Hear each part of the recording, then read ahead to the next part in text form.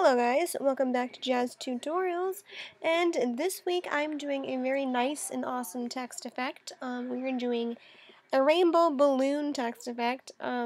This I just pulled out of a hat. I literally made this by accident one day, and it looked really cool, so I wanted to share my experience and my awesomeness with you guys.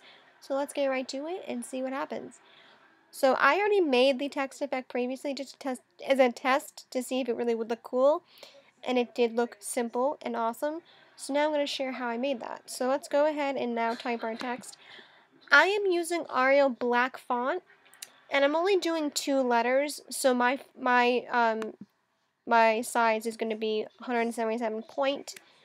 But you guys can choose any size you like. If you're doing an entire word, that's cool too. If you're not, that's also cool. Do whatever you want.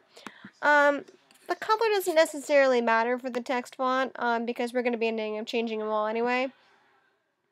So if you're going to be doing like a whole entire sentence, this won't really work well.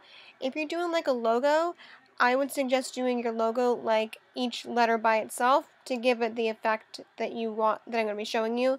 It looks cooler if you warp and distort each letter, so that's what I'm going to be doing. So, alright, I've typed my text. Now I'm going to move it. I'm going to go like that and twist it to the left a bit. But you guys could do whatever you want to warp it with. But typically, the way you warp it, keep it that way. And don't mess with it too much after. Because you're going to have a bunch of layers. And so if you don't like how it looks now, change it. Because you can't go back. You'll have to redo the entire effect if you make a mistake or something. So, yeah. Alright, once you like your text the way you want it, you're going to then go up to here to Filter. And we are going to add a Gaussian Blur. Gaussian Blur settings should say, oh, rasterize, forgot. Rasterize your layer, guys, first. Otherwise, it'll remind you to rasterize the layer. I'm using a radius of 8 pixels. And once I have done that, I'm going to double click on this layer and I'm going to change the color overlay settings to a purple color. I'm going to go backwards with the rainbow, starting with purple and working my way towards the red color. So choosing a purple hue that you like, go with that. Once you have that set, go ahead and duplicate that text layer again. And this time, now what we're going to do is we're going to hit the Control T or Command T, transform, and you're going to move that layer 9 spaces to the right. 1, 2, 3, 4, 5, 6, 7, 8, 9.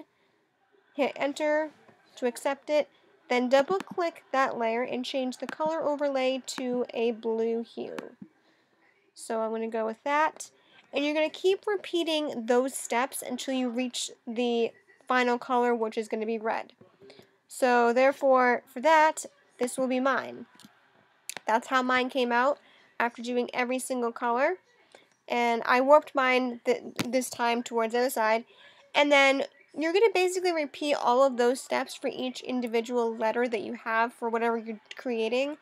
And for each letter, you want to warp it a different way so that each particular letter looks different. And it gives it a really cool kind of an effect. So I have a T and a J.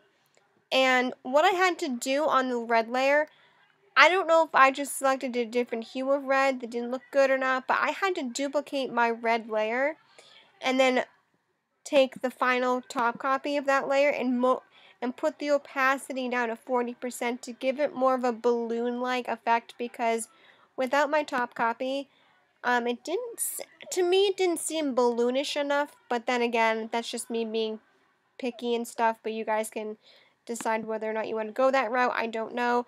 But with an extra layer, it was more balloon-like, in my opinion. So, basically, that's the effect. I want you guys to keep in mind, though, when doing this effect, it looks basically really nice on a really dark background. So I wouldn't go with a white background at all, and I'll show you why. Just because if you go with white, it's going to look really like fuzzy glasses. But if you go with a black background, it doesn't look as bad. And it actually looks pretty cool. You could probably take a brush tool, if you wanted to, with a very, very small tip, And you can maybe, oops, that's black. We want white. We want white. And you can take it and maybe add some like little squiggles and shit and make it look like an actual balloon. I mean, that looks really terrible and butchered, but you know what I'm getting at, right, guys? You know. So that's my fun little text effect. It was a more of a back to basics type of an effect, but whatever. You got a tutorial. You learned something new. So I hope you guys like this. If you did, please hit subscribe or like or both or everything, because that's cool. If you guys have any questions, suggestions, whatever you want to say to me, comment below, or you can inbox me here as well. I do answer back in a timely fashion. And all my social media links are below. I haven't Twitch streamed in quite a while. I've just been very busy lately doing a lot of stuff, so I don't have time. But if you guys have a specific Twitch stream or something you want me to stream on Twitch, also hit me up in the comments. I would love to stream something cool for you. I typically stream Sims and Pokemon trading card game, and I do sometimes do a random tutorial on streaming. But if there's something else out there you guys want to see on Twitch that I can stream, definitely let me know, because I'm all for anything, gaming, whatever it is. So, alright guys, I will catch you guys next week with a cool tutorial. Bye!